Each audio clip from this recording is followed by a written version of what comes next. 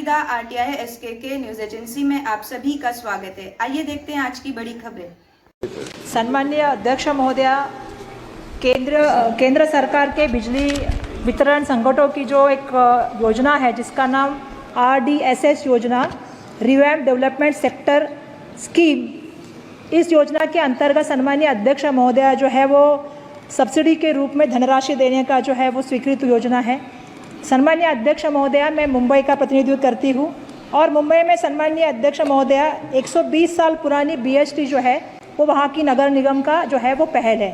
और मैं ये बताना चाहती हूँ कि RDSS योजना के तहत सम्माननीय अध्यक्ष महोदया इस BHT को 3,500 रुपये की जो है वो धनराशि मंजूर की गई है। मैं आपके सामने कुछ उजागर करना चाहती हूँ कि BHT जो मुंबई के बिजली की जो है वो वितरण करती है, उसकी आपूर्ति करती है, इसे स्वयंचालित और आधुनिक बनाना चाहिए, इसमें तो कोई दो राय नहीं। साथ में इसमें कोई फीडिंग जो उचित करना है उसके लिए भी काम करना चाहिए।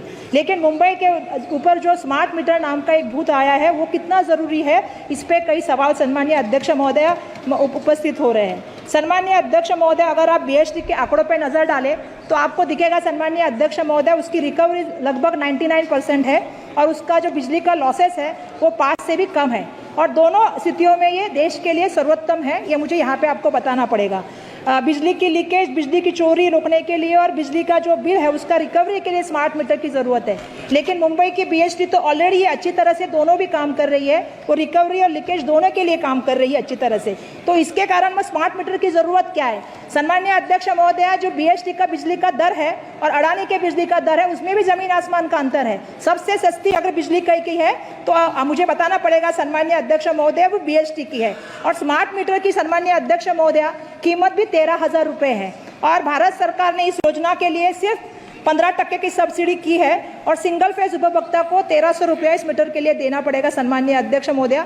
तो इतना महंगा मीटर हमारे लोग क्यों लगाएं? और इसके लिए ये जो कॉन्ट्रैक्ट है जो मीटर लगाने का वो 1800 करोड़ का कॉन्ट्रैक्ट अडानी को देने का काम हुआ है सम्माननीय अध्यक्ष महोदया। हमको ये कहना है कि जब BHT की यंत्रणा नगर निगम की स्वयं चलित यंत्रणा है जिसका पूरा जो है रिकवरी अच्छा है, सब उसका अच्छा है, तो ये कॉन्ट्रैक्ट अडानी को क्यों जा रहा है? तो मेरी मांग ये रहेगी कि ये कॉन्ट्रैक्ट त्वरित रद्द किया जाए, ये स्मार्ट मीटर बंद किया जाए।